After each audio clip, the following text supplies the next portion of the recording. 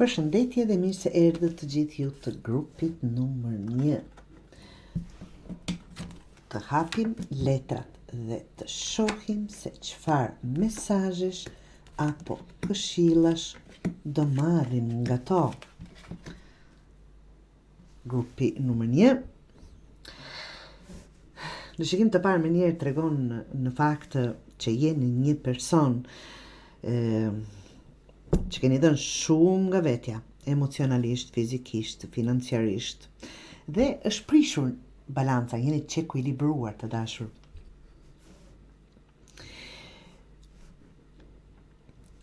Po filloj duke u treguar se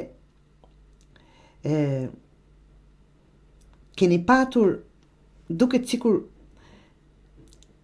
të them me keqardhje, disa njerëz të janë afruar vetëm kur u ke konvenuar, ose ti ke qenë ajo që e kujdesur për të tjerët më shumë se që ke marrë zakonisht. Ke nevojë për veten, për qetësi dhe për gjëra të thjeshta që të japin kënaqësi.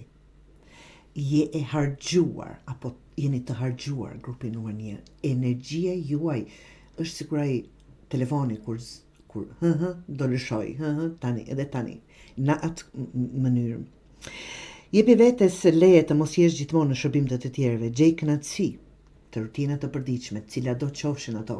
Dikush me një kafe, me një filxhan kafe në qetësi, dikush një shëtitje, dikush një pasdite pa telefona, apo thjesht ju dhe mendimet e jua për tu rikuperuar të dashur grupi numër 1. Çfarë do duhet të bëni? Sipas letrave, absolutisht duhet të vendosni kufi. Duhet të filloni dhe të seleksiononi. Kjo nuk do të thotë të jesh i ashpër, por të jesh i ndershëm dhe i dashur me veten tënde. Të kuptoni që nuk keni kapacitet të kujdeseni për asgjë. Duhet strukturë, vendos rregulla të reja në jetën tënde dhe që të ndihmojnë në faktën të ndihesh më e sigurt dhe më e organizuar. Mos lejo që emocionet të pakontrolluara të marrin përpara. Nga që gjithmonë jeni nisur nga emocionet, nuk e bëj dot, më vjen keq, hajde dhe kësaj radha, dhe kështu keni vazhduar derisa vërtet jeni harxhuar, grupi numër 1. Është koha të veprosh. Fillo tani, edhe me një hap të vogël qoftë ajo. Çfarë të sugjerojnë letrat për të ardhmen? Rindërto besimin me veten dhe jetën tënde. Letra soul, që është shpirti, ju tregon kjo nuk është përmes meditimit apo reflektimit të thellë, por përmes veprimeve të vogla dhe konkrete. Të filloni dhe të rindërtoni besimin me veten e juaj.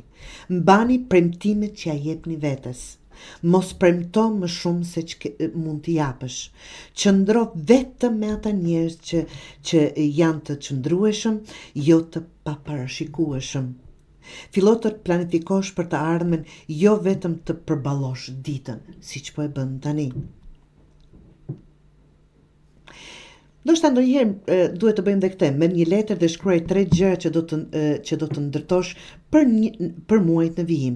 Jo domosdoshmërisht të mëdha, por që të japin ndjesinë e kontrollit të dashur grupi numër 1. Jepi fund pra dhënjes pa mas, është kohë të mbrosh veten, vendos rregulla të reja në rutinën tënde, vepro tani për ide që i ke shtyr prej kohësh duke u shërbyer të tjerëve. Fokusohu absolutisht tek njerëz të sjellin qetësi, jo pasiguri, njerëz që të japin, që të motivojnë dhe të përkrahin në çdo gjë, dhe jo vetëm për të marrë. Fillo të ndërtosh ngadalë me hapa të vegjël një plan për të ardhmen e juaj të dashur grupi numër 1.